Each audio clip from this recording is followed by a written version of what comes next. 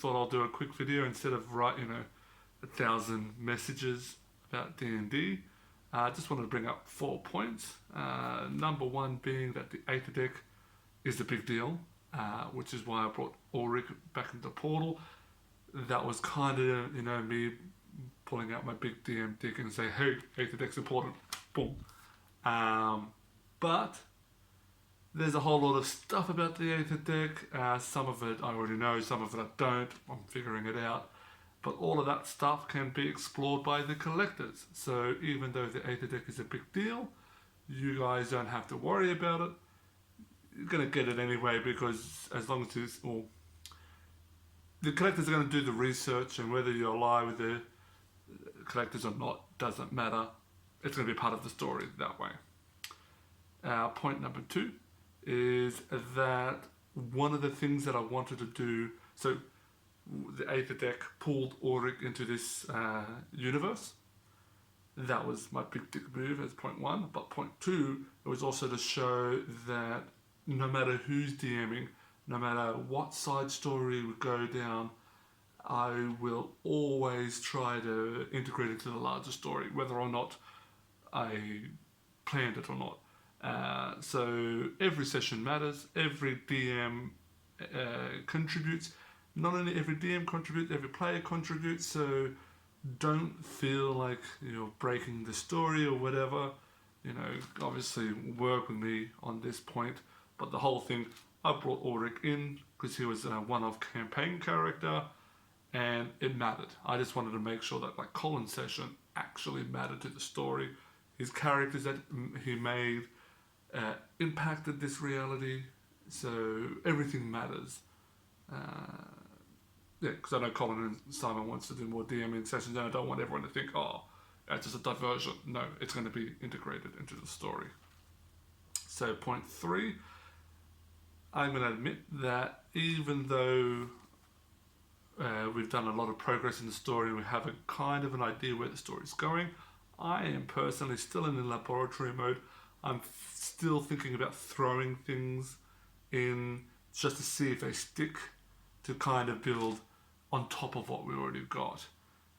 So just putting it out there, if you feel like I'm fucking around a bit too much, it's not like I'm throwing in new shit and it's not fun anymore because you want to focus on dragons or collectors or blood fangs or whatever. Just let me know, because I'm just indulging, so no hard feelings if you guys say, hey, Nas, stop fucking indulging. Let's get to the story. And point 4 being just what I currently feel I have on each of the characters in terms of the story. So for Colin's character, Ulrich, I have the most clearest idea of his story, and pretty much it's linked to the dragons, it's linked to the Gould, but everything that I had planned out for Ulrich's character is pretty much end level stuff.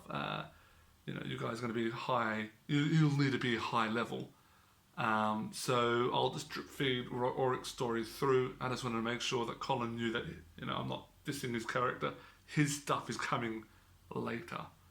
Onto Viet and Galia, I have again a pretty clear idea of what I want to do, with the Blood Fangs and the Spectres and the Collectors. I've already tied it in pretty intimately with Ulrich's story. So even though it may not seem like they're linked now, I have an idea to link both of them. So, going through Goliath's pathway will lead you to Ulrich's eventually. And if you ever dump Goliath's story, I can just tie it into Ulrich's story. There's links happening there. But going on to Simon's character, Bendris, I thought he would have more interest in the Aether deck. It was a really, really powerful Gould tech. So I thought something might have been there, but it just didn't stick. Of course, I understand that there's other things like the kobolds relying on the Aether deck.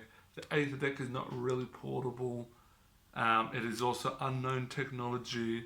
So there's a whole lot of factors in there that probably made it, this tech can't be taken for Svert.